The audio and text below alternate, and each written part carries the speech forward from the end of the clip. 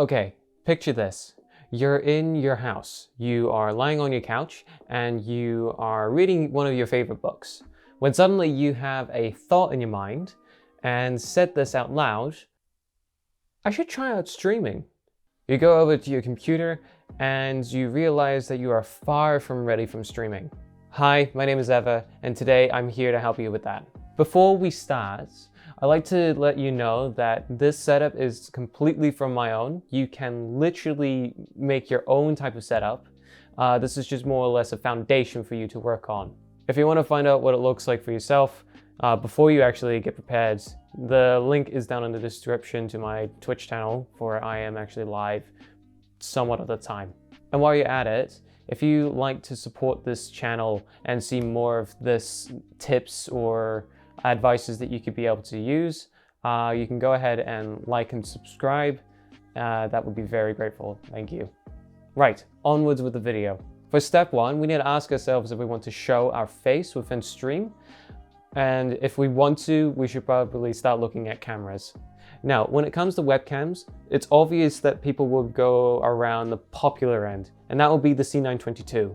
The C922 has been the OG for Twitch streaming for people who would like to show their face. There are also other people who would also like to use mirrorless cameras. I, for one, have been using both the C922 and the mirrorless camera, which is the Sony a6000. I still use it right now, and the C922 has been yoinked from me, so now I have to use the camera. Anywho, that doesn't mean that it's bad. All I'm saying that there are options that you could use for cameras, but to go with like a budget, the C922 is your go-to camera. But if you want to go onto the expensive end, of course, you can go for the a6000, you can go up to the next tier and so on. It's all in the matter of how much you want to pay off with this type of stream. But if we want to keep it at a budget area, because you are starting off with the stream, we'll go with the C922. Now, pushing it over to software. There are abundance of software that you could use, but the most popular ones that people have been using is the OBS, the Streamlabs, and the Stream Elements. Both the Streamlabs and the Stream Elements are actually using OBS as like a base platform, but both of them are completely individual to each other because they actually have web support. Now, what I mean by that is that you can import certain overlays or even themes that you want to put into. Basically, if you want to put in overlays, you can use OBS, Streamlabs, and also Stream Elements. But if you want presetted overlays, then Streamlabs and Stream Elements are your go-to. You can obviously customize your own overlays if you actually have Adobe. But in other words, if you want to use presetted overlays, then you can use Streamlabs and Stream Elements. Bear in mind, if you're going to be using Streamlabs, that it's going to chew a lot of your RAM, and you're going to need to use the RAM for most of the games that you're going to be playing, because obviously most of the games are requiring a lot of RAM to be able to play. And not only that, GPU, Renda, and CPU is critical when it comes to this. Now, for lighting, in case of you were wondering, I actually have a fixed light over here, which is an Elgato key light. I've literally got this one for like $300 or $400 possibly, but this thing is absolutely amazing. But it's not the only option that you can get. If you're going to get yourself like a key light, be prepared for the price. If you want to go for something that is lower than that, then obviously get the ones that are photography grade, because that would be around about $100 to $150 if I'm not wrong. I've seen these ring lights over at the nearest hardware stores, and they were just around about $90 in New Zealand dollars. Keep this in mind. It will be a completely different price for you. Now, for camera stands, if you're getting yourself a C922, it would already have a stand inside of the box, so it would be all ready to go if you prep it up just right. But if you want to use your webcam and put it up at a very high place, then you're probably going to need to use one of these.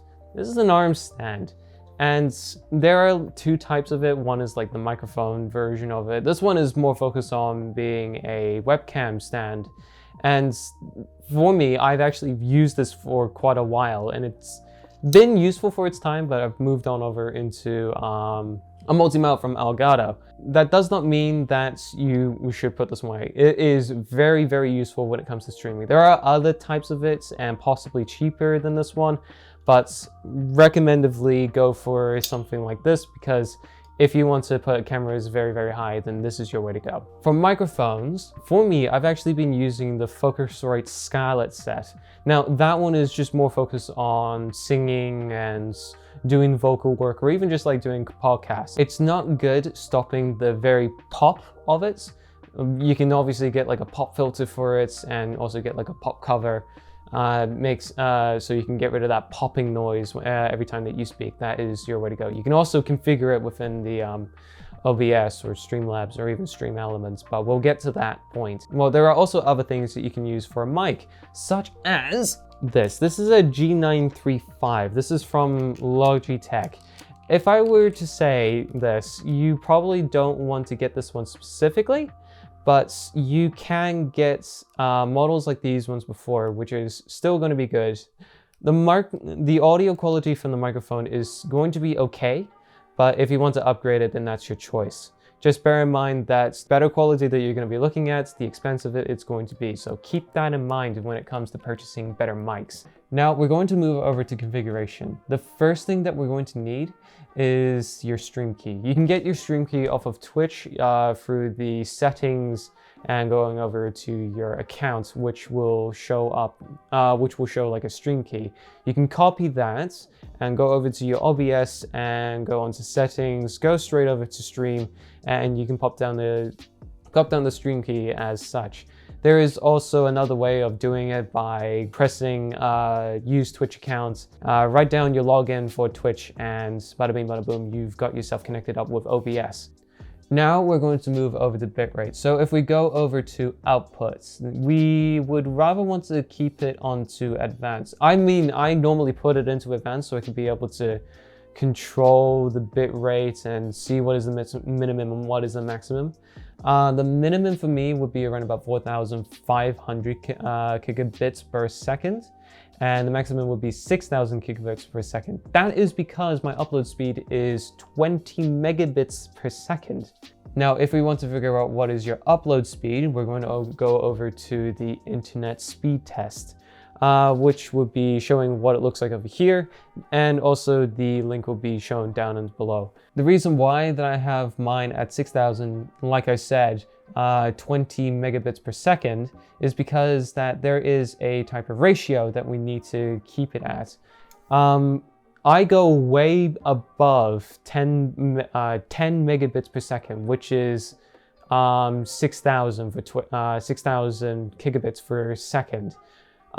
Anything below that will be dropping down by 500 and then 1,500 and another 1,500. But it just only depends on how fast your upload speed is. Now we're going to move over to the encoder. For X264, that is your CPU renderer. It's going to be mainly focusing on that. If you're going to be playing a CPU-based game while going to be using the CPU-based encoder, it's going to throttle your CPU to the point where it's going to burn, which is not ideal at all. So if you're going to be playing a CPU-based game, I would recommend using the GPU, which is called the NVENC. It's new and it is still very, very good to use. GPU and everything else that is down at the below is not going to change, because if we do, it's going to create a crash, and that's something that we do not want to have. If we go over to output, the first thing that we need to have is to have the resolution at the resolution size for the canvas at the size of one of your monitors that you're going to be using. But for the resolution that is going to be the output, meaning the one that is going to be sent over the stream, I would recommend using the 720p, because that is the starter streamer's quality, because that's how it's actually going, because that's how Twitch starts off with. It doesn't start you off with the highest quality. They want to get you through with the quality that they can manage, that you can manage with. Once you become partners, you'll have a higher quality stream moving over to 1080p, but we're not going to be focusing on partner. We're actually going to be focusing on you getting through to affiliates and being able to become a proper streamer. Now we're going to move over to audio. Now you've already noticed that there are some of the desktop audio and some of the mic and auxiliary audio. And on the first two, you have already noticed that there is desktop or default, in other words, and the other one being default. You can obviously change the mic and auxiliary audio to being either one of your recommended mics. You don't want to use the integrated mics that is within your laptop or computer or even on the Vive, Oculus, and so on and so forth. You would rather want to use the Antline, or you want to use the Focusrite, or you want to use the G935, or along those lists. It's always good to find which one it is that you're going to be using, because if you can find the dominant microphone that you're going to be using, then that will make things a lot easier for you. And obviously for desktop audio, it's going to stay the same. If you want to change it over to, say, focusing on like music, you can go ahead and do that. When it's set it up onto desktop audio, it's going to be listening to everything that is on there. So bear that in mind. With configuration done, we can move over to mentality, which is the third step. For mentality, what you're going to be doing in front of the camera, you're going to need to know 3 things before you actually start. First, the first thing that you're going to do before you stream is to be able to give yourself a hot shower or a cold shower. It's something to be able to enlighten yourself. Have yourself like something to eat, or grab yourself like a drink, or even bring yourself a drink into the stream. It doesn't really matter.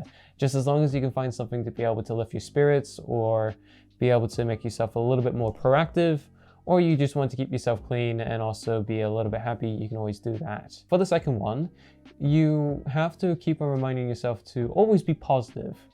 And being positive in front of an audience can change dramatically for them. There are obviously people who would drop in there and start being not a nice guy. That's where you can get moderators to be able to stop this, which something that I should probably mention about. So I might as well drop that in here. But when it comes to like having a positive attitude, it actually affects on the audience, and because of that, you can be able to grow more of a community around that. And because of your positive attitude, you'll be able to support others, having like a deep conversation, or just like giving them like something that is enlightening or funny along those lines. Having a positive attitude, I will be critical about, is important, because like I said, it changes a person's day within the audience, and that's the very thing that actually matters. The third thing is always have a schedule in mind. Once you finish up your stream, that should be time for you to be able to, depending on the day that you set it up the stream on, if you are finishing up on the afternoon, then be able to go out and have a walk, get yourself like something, so on and so forth. Just be able to enjoy the rest of the day at the end of it. It's pretty much your average day. But when you're streaming at the end of the night, always remember to have a set schedule for you to go to sleep. Because if you go to sleep at a very late time, when you wake up from the next stream, you're going to be absolutely knackered, and that brings you down incredibly, setting the mood bar very far down.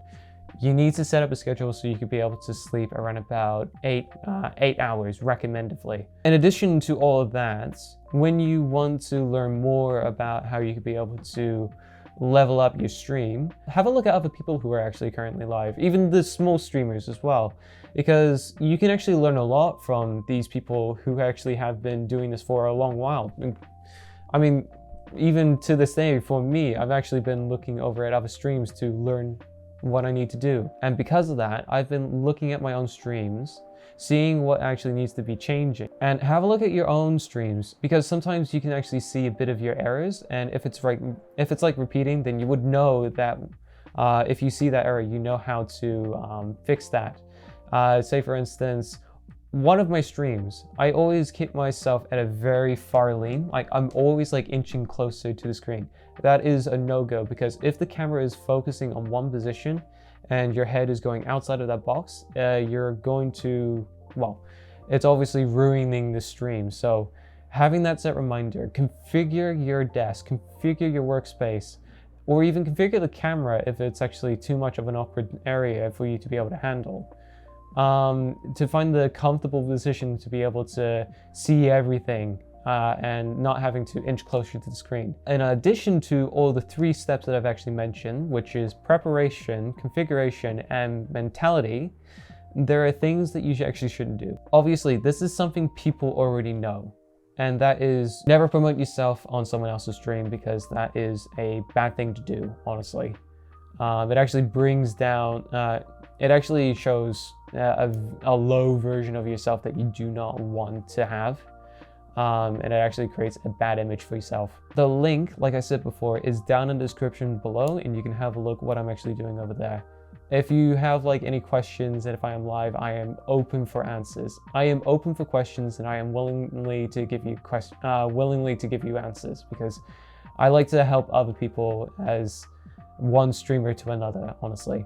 And with that being said, I hope you find this informative. I will see you in the next one. See ya.